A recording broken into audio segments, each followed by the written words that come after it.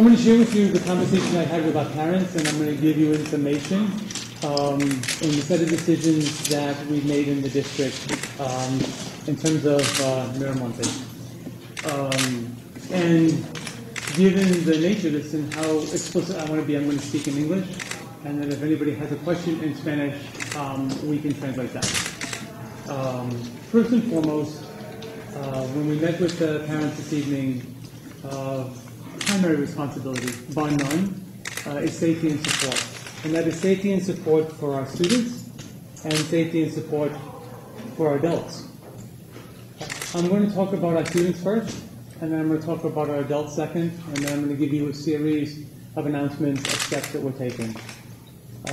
I'm a dad and a teacher.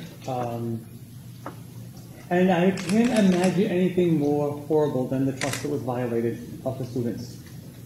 I tried to think about what I would say to my own child. And you struggle for words. And I've walked that campus, and have students tell me that they're concerned. And me, I'm not even a teacher there.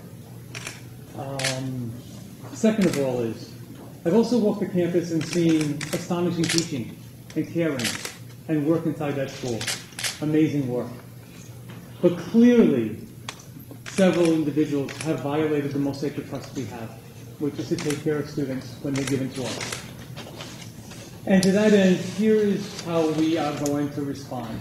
First of all, we are interviewing with the police every single student who attends Miramonte Elementary School. And there are some students that the police are interviewing. We don't cross over in that. The police have been very clear about their responsibility in the investigation from day one. Second, we intend to interview every student who's in LAUSD who went to Miramonte, who's still students in LAUSD. And the purpose of the interviews are really twofold. One is to find out if you need support or help or assistance with anything that you may be going through or know someone who's going through. As you know, trauma also brings up trauma in your own life. And secondly, if you disclose or if you have been a victim, we want to know that too, and we report that. And so in the interviews, obviously, if something comes up that pertains to the criminal investigation, that goes to the sheriffs and police. If it comes up for the support in the schools, we take that from here. We intend to do exactly the same for all of the adults. And so all of the adults in the school are undergoing an administrative investigation, and there is an ongoing criminal investigation. Questions about the criminal investigation belong with the Sheriff's Department. We're not privy to some of that. We're not privy to most of that. That's understandable. That's why it's called a criminal investigation. If the sheriffs are not pursuing a line of questioning for concerns they have, we interview. We intend to interview every adult. That is, every adult who works at that school, whether they're a teacher or an administrator, or whether they are an after-school playground worker, or a custodian, or a secretary. I mean any single solitary adult who works at Miramonte. Second of all is we're in the process of an administrative interview for every adult who works in LAUSD, who ever worked at Miramonte Elementary School. And the purpose of that, of course, is also twofold. To find out what people know, and if in finding out what they know, what emerges is anything that deals with the criminal part of it that's turned over to the police. I have two simultaneous groups of people that I'm responsible for.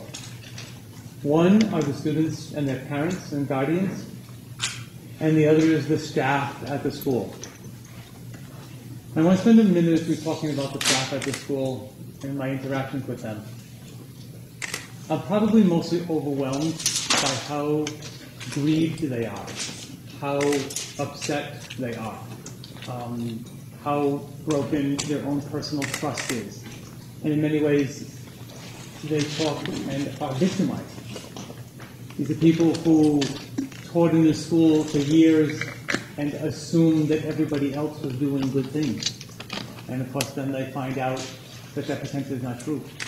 and especially when staff are arrested and there are allegations of victims. And quite frankly, the number makes no difference, whether it's one or a very, very large number. And in so many ways, staff are struggling about how do they do their work and how do they get support. And staff have reached out for help.